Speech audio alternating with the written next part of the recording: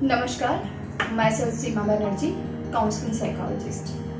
In my last video, I discussed about how kids are getting addicted towards screen world. और हम बहुत छोटे बच्चों को अप टू 4 to 5 years बच्चों को किस तरह से इस मोबाइल फोन्स या स्क्रीन वर्ल्ड से दूर रख सकते हैं. In my today's video, I will talk about middle age up to 13-14 years old kids. किस तरह से इन बच्चों को हम एडिक्शन से क्रिएटिव वर्ल्ड में लेके जा सकते हैं, बिकॉज इस एज का बच्चा अब तक पूरी तरह से एडिक्टेड हो चुका होता है स्क्रीन वर्ल्ड में.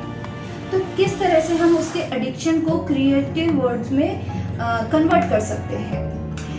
देखिए, अगर आप सोचेंगे कि आपके पास कोई जादू की छड़ी हो और आप घुमाएं और आपका बच्चा बिल्कुल आपके फोन्स को, लैपटॉप्स को छूना बंद कर दे, तो ऐसा नहीं होता है. किसी भी तरह के एडिक्शन को दूर करने के लिए स्टेप बाय स्टेप आगे बढ़ना पड़ता है. और जैसा कि मैं हमेशा कहती हूँ कि हर एज में बच्चों का माइंडसेट अलग होता है, तो हर एज के लिए आपको समझाने का तरीका, ट्रीट करने का तरीका भी बिल्कुल अलग होना चाहिए. इस एज के बच्चे जो 13 to 14 इयर्स के बच्चे हैं, वो बच्चे ना तो इतने छोटे हैं कि जिसके लिए आप अपने आप को दोष दे कि हमने ही उनके हाथ में फोन पकड़ाया है, और ना ही इतने बड़े हैं कि उनको आप सिर्फ समझाने से काम चल जाएगा. इस एज के बच्चों के साथ आपको दोनों तरीके से ट्रीट करना पड़ेगा. थोड़ा सा स्ट्रिक्टनेस चाहिए तो थोड़ा सा सॉफ्टनेस भी चाहिए. For that I will tell you some steps कि कैसे आप अपने बच्चों को धीरे धीरे एडिक्शन से दूर कर सकते हैं. इसके लिए आपको जो सबसे पहले करना है, that is first step is fix the time. देखिए, जब आपको लगे कि आपका बच्चा हमेशा ही अपने हाथ में फोन को लेना चाहता है, या उसके माइंड में ऐसा रहता है कि फोन मम्मी डैडी के हाथ से छूटा तो मैं एकदम से ले लूं, वो किसी भी टाइम में फोन उठा लेता है, तो this is the right time कि अब आपको उसका टाइम फिक्स करना पड़ेगा. आपको ये बताना पड़ेगा कि हर समय आप फोन नहीं टच कर सकते हो.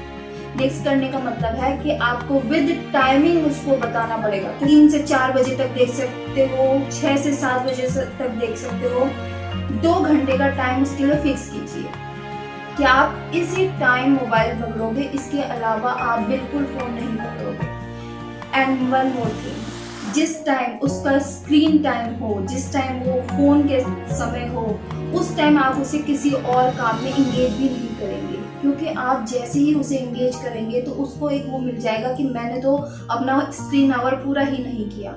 आप उसे ये भी कह सकते हैं, देखो मैं आपके स्क्रीन टाइमिंग में बिल्कुल आपको डिस्टर्ब नहीं करती हूँ, तो आप भी हर समय फोन ना पकड़ें. सेकंड स्टेप है कि आपको सबसे पहले उसे स्ट्रिक्टली बोलना पड़ेगा कि जैसे ही उसका स्क्रीन आवर पूरा होता है, 15 मिनट्स के लिए वो आईज क्लोज करके लेटे.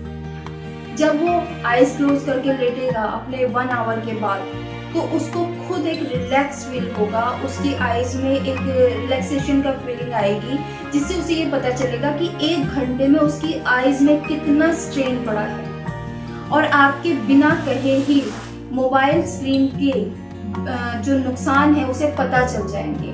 देखिए, आप इस टाइम पे ये भी कह सकते हैं कि देखो 1 घंटे में आपकी आंखों में कितना स्ट्रेन पड़ा है. देखिए, अगर बच्चा मोबाइल फोन देखने के बाद आंखें बंद नहीं करता है, वो किसी और काम में पड़ जाता है, तो उसे ये पता ही नहीं चलेगा कि मेरी आंखों में स्ट्रेन भी पड़ा है.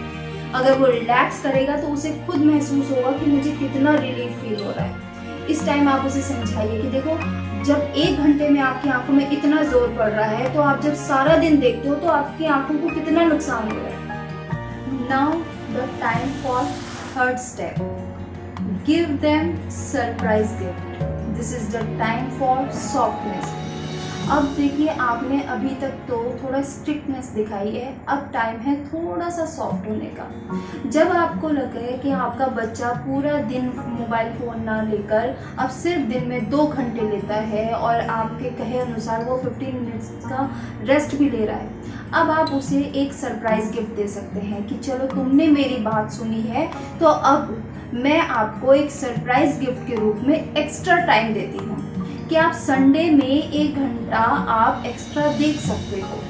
तो उसमें क्या होगा कि उसे फील होगा कि देखो, मैंने अगर अपने पेरेंट्स की बात सुनी है तो मेरे पेरेंट्स भी मेरे को एक्स्ट्रा टाइम दे रहे हैं। अब उस एक्स्ट्रा टाइम को हमेशा याद रखिएगा कि उसके कॉन्टिन्यूएशन में नहीं होना चाहिए। सपोज आपने 3 से 4 का टाइम एक फिक्स कर रखा है पूरे वीक के लिए, तो वो टाइम उसके 3 बजे से पहले या 4 बजे के बाद का नहीं होना चाहिए। वो बिल्कुल अलग होना चाहिए 4-5 घंटे के गैप पर, ताकि उसकी आंखों में बहुत ज़्यादा स्ट्रेन ना पड़े। इस फीलिंग से उसे एक सॉफ्ट कॉर्नर होगा कि हाँ भाई, मैं अगर अपने पेरेंट्स की कोई भी बात सुनता हूँ तो मेरे पेरेंट्स भी मेरा बहुत ध्यान रखते हैं। Now the time for 4th step, और ये आपको बहुत ही प्यार से, थोड़ा स्ट्रिक्टनेस से, थोड़ा सॉफ्टनेस से उसे समझाना पड़ेगा। 4th step is slowly reduce the time. अब टाइम है आपको उसके 1 आवर का, जो वीक में आप उसे 2 घंटे का टाइम देते हैं, तो उसमें से थोड़ा थोड़ा टाइम आप रिड्यूस करना शुरू कीजिए। या आप एक काम और कर सकते हैं कि गिव देम 15 डेज टास्क। 15 दिन के लिए उन्हें टास्क दीजिए कि आप खुद ही अपने 1-1 घंटे में से 10-10 मिनट खुद ही रिड्यूस करिए। सपोज वो 3 से 4 बजे तक और 6 से 7 बजे तक दिन में देखता है, तो उसे कहिए 3 से 4 में 10 मिनट रिड्यूस करिए, 6 से 7 में 10 मिनट रिड्यूस करिए। देखिए, मैंने आपको संडे का टाइम दिया है तो आप भी मेरी बात सुनो। इससे वो उसका जो वीकली टाइमिंग रहेगा धीरे धीरे कम होना शुरू हो जाएगा, और उसे ये रहेगा कि चलो, मुझे एक्स्ट्रा टाइम तो संडे में मिल ही जाता है। इससे भी बहुत बेनिफिट होगा, उसका एडिक्शन काफ़ी हद तक कम हो जाएगा। Now the time for 5th step, और दिस इज़ वेरी इम्पॉर्टेंट, क्योंकि हमें अपने बच्चों को फाइनली उस स्टेज में लाना है कि वो मोबाइल फोन्स का बेनिफिट्स उठाएं, लेकिन उसका नुकसान बिल्कुल उसे ना हो। Give them a time for creative work. एक उसे एडिशनल वर्क दीजिए, फोन के थ्रू दीजिए। आप उसे ये कह सकते हैं कि आपका जिस चीज़ में भी इंटरेस्ट है, सपोज आपका बच्चा म्यूजिक में इंटरेस्ट लेता है, डांस में है, ड्राइंग में है, आप कहिए कि आप अपना जो ये टाइम उसमें स्पेंड करते हैं उससे थोड़ा सा टाइम निकाल के आप उसे क्रिएटिव चीज़ों में लगाइए। सपोज आपके बच्चे को ड्राइंग पसंद है, तो आप यूट्यूब में आजकल कितनी चीज़ें सीखने को मिलती है, आप क्यों सीखने के लिए कह सकते हैं। आपको पता है, मेरे ही नोन में एक बच्चा है, अपना पूरा बेसिक गिटार का कोर्स उसने सीखा है फोन के थ्रू। तो सोचिए, अब उसने अपने एडिक्शन को अपने क्रिएटिविटी में चेंज कर दिया है। तो ये मुश्किल काम नहीं है बिल्कुल भी।